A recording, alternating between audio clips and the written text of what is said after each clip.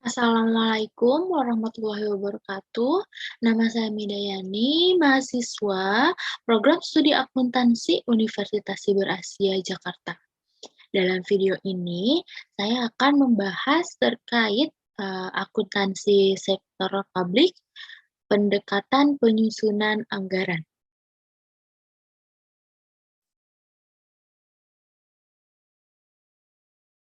Ya, eh, pendekatan penyusunan anggaran dalam reformasi dalam bidang pengelolaan keuangan negara, sebagian amanat Undang-Undang Nomor 17 Tahun 2003 tentang keuangan negara, khususnya dalam sistem penganggaran, telah banyak membawa perubahan yang sangat mendasar. Salah satunya adalah penerapan pendekatan penganggaran yang digunakan dalam penyusunannya berupa yang pertama pendekatan penganggaran terpadu atau Unified Budget, yang kedua kerangka pengeluaran jangka menengah atau KPJM, atau Medium Term Expenditure Framework, dan yang ketiga, penganggaran berbasis kinerja atau PBK atau Performance Based Budgeting.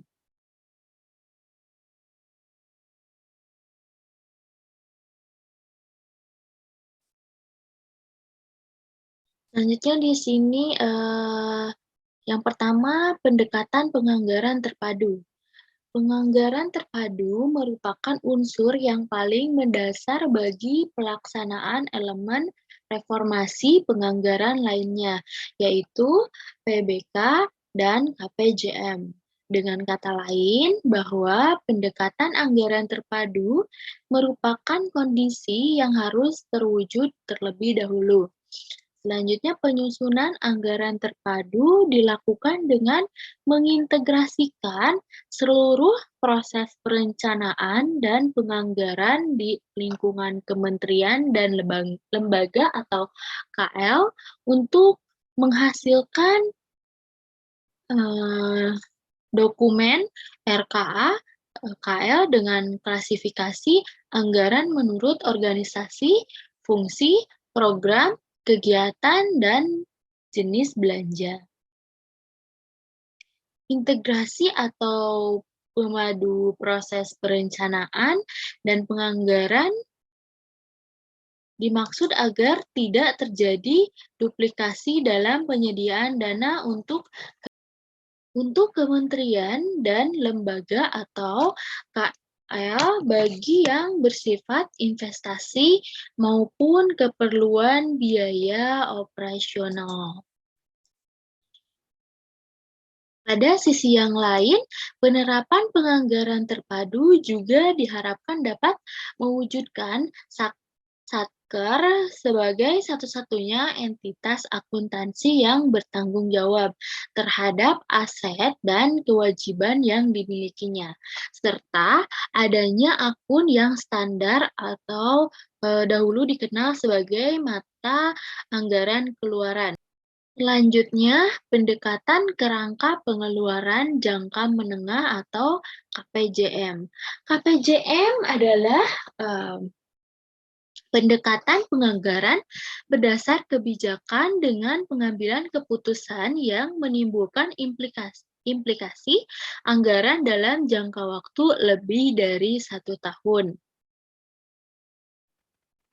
Secara umum, penyusunan KPJM yang konferensif memerlukan suatu tahapan proses penyusunan perencanaan jangka menengah meliputi penyusunan proyeksi atau rencana kerangka atau asumsi ekonomi makro untuk jangka menengah. Selanjutnya, penyusunan proyeksi atau rencana atau target-target fiskal seperti tax, rasio, defisit, dan rasio hutang pemerintah. Selanjutnya, rencana kerangka anggaran atau penerimaan, pengeluaran, dan pembiayaan jangka menengah atau medium term budget framework yang menghasilkan pagu total belanja pemerintah.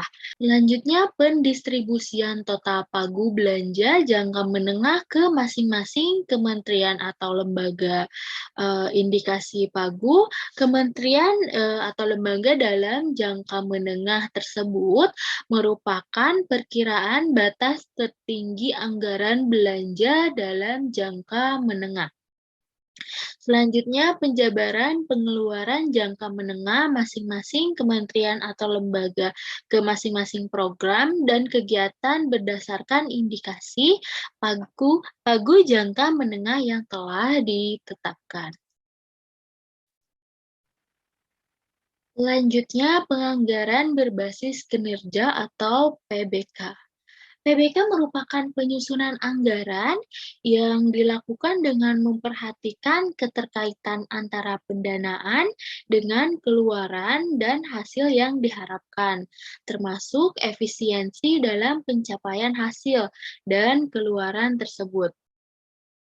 Penyusunan anggaran tersebut mengacu kepada indikator kinerja, standar biaya, dan evaluasi kinerja.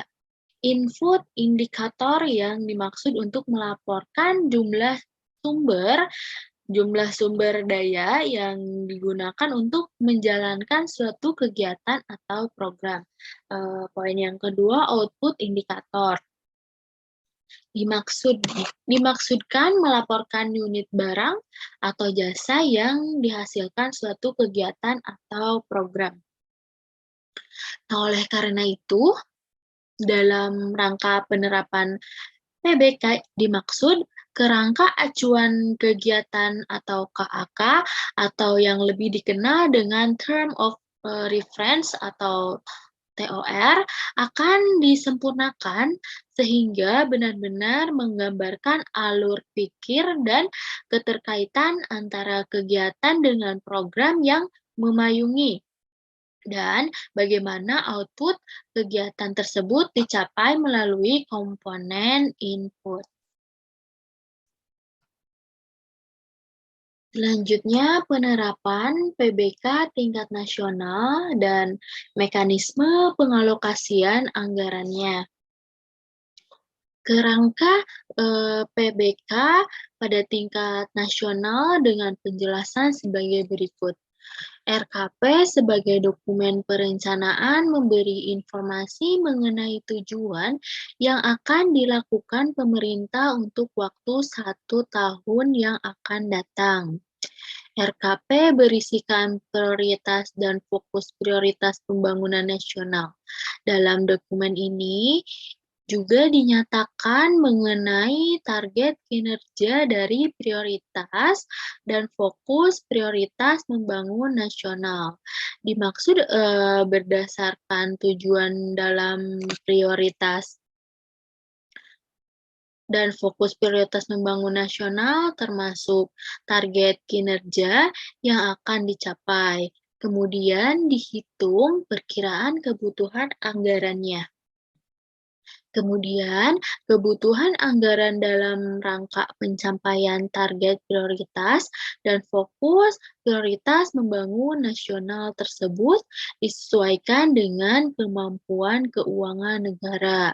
Dengan mengacu pada fokus prioritas, pembangunan nasional dan alokasi anggaran yang tersedia, maka kegiatan prioritas dirumuskan. Perumusan kegiatan prioritas tersebut meliputi nama kegiatan prioritas, output atau jenis beserta satuan ukur, dan volume output kegiatan beserta indikator kinerja kegiatannya. Setelah rumusan tujuan kegiatan prioritas ditetapkan, barulah dihitung kebutuhan alokasi anggaran kegiatan dalam rangka menghasilkan output yang direncanakan secara rinci. Hasil yang diharapkan pada akhir tahun bahwa output kegiatan yang telah dilaksanakan menunjukkan bahwa indikator kinerja kegiatan tercapai atau tidak tercapai. Selanjutnya, rumusan output kegiatan. Mengingat output kegiatan mempunyai kedudukan yang cukup penting dalam mengalokasikan anggaran dan baru pertama kali diterapkan output. Output adalah barang atau jasa yang dihasilkan dari pelaksanaan sebuah kegiatan, mencerminkan sasaran kegiatan Eleuson 2 atau Satker sesuai tugas, fungsi, atau penugasan prioritas pembangunan nasional. Untuk kegiatan fungsional, sebagian besar output yang dihasilkan berupa regulasi sesuai tugas, fungsi Eleuson Eselon. Apa salah? Terus. Selanjutnya, penerapan PBK tingkat KL dan mekanisme pengalokasian anggarannya. Kerangka PBK tingkat KL dengan penjelasan sebagai berikut. KL sesuai dengan rencana strategisnya atau Renstra, menugaskan unit eselon 1 sesuai bidang tugasnya.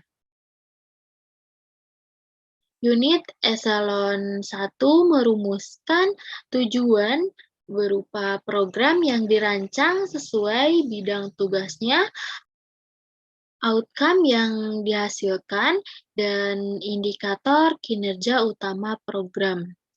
Atas dasar rumusan program tersebut, baru dihitung kebutuhan anggaran untuk mendukung mewujudkan outcome program dan indikator kinerja utama program.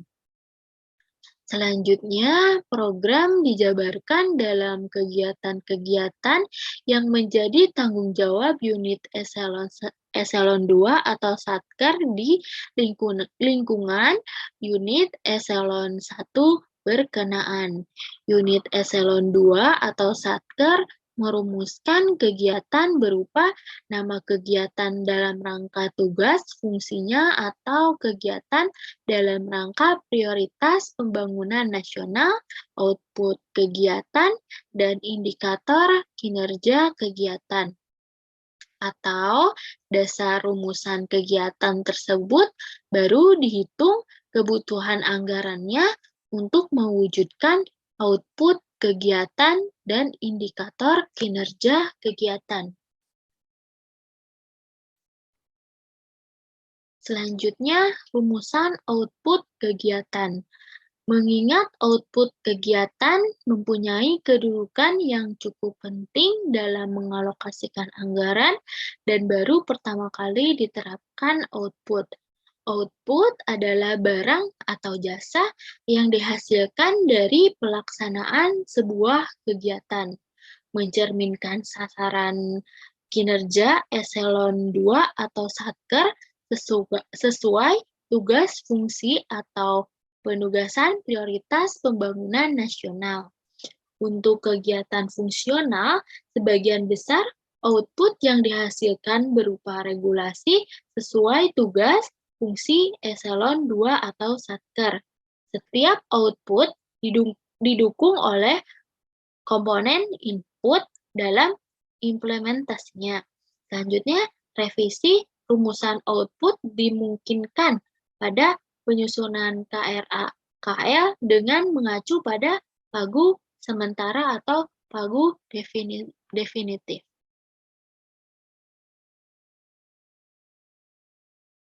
Selanjutnya, output prioritas dibagi menjadi dua, yaitu output prioritas berlanjut dan output prioritas berhenti. Output prioritas berlanjut adalah output kegiatan prioritas yang dinyatakan berlanjut pada tahun anggaran berikutnya berdasarkan keputusan pemerintah yang dituangkan secara resmi baik dalam dokumen RPJMN maupun RKP, sehingga perlu diperhitungkan implikasi pendanaannya untuk tahun anggaran berikutnya dalam perhitungan kerangka pengeluaran jangka menengah atau APJM. Selanjutnya, output prioritas berhenti adalah output kegiatan prioritas yang dinyatakan telah selesai pada tahun anggaran tertentu berdasarkan keputusan pemerintah yang dituangkan baik dalam dokumen RPJMN atau RKP. Sehingga tidak perlu diperhitungkan kembali implikasi pendanaannya untuk tahun anggaran berikutnya. Output kegiatan prioritas nasional terdiri atas komponen input biaya kebijakan dan komponen input biaya mendukung kebijakan. Struktur pencapaian output dapat menggunakan tipe 1 maupun tipe 2.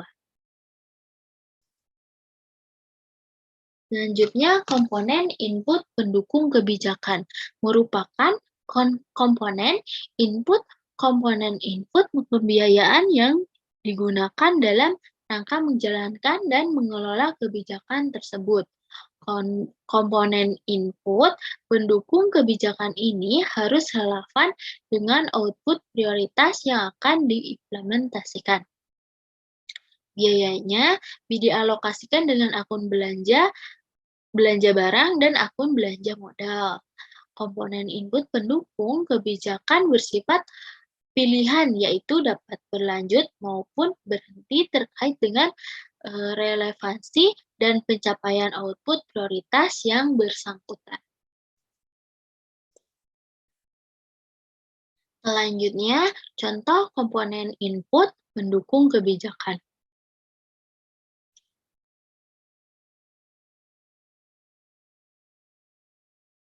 Output pemberian raskin terdiri atas komponen input kebijakan adalah biaya pembelian beras miskinnya sebesar Rp2.000 per kilo dikalikan dengan target atau jumlah penerima raskin. Selanjutnya, komponen input pendukung kebijakan diantaranya adalah administrasi pelaksanaan, monitoring, dan evaluasi, dan pelaporan.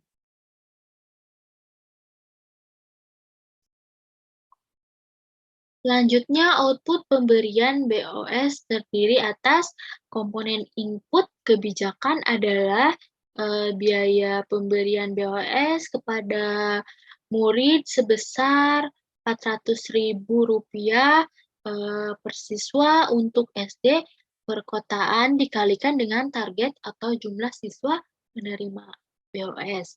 Selanjutnya, komponen input pendukung kebijakan diantaranya adalah administrasi pelaksanaan, monitoring, dan evaluasi, dan pelaporan.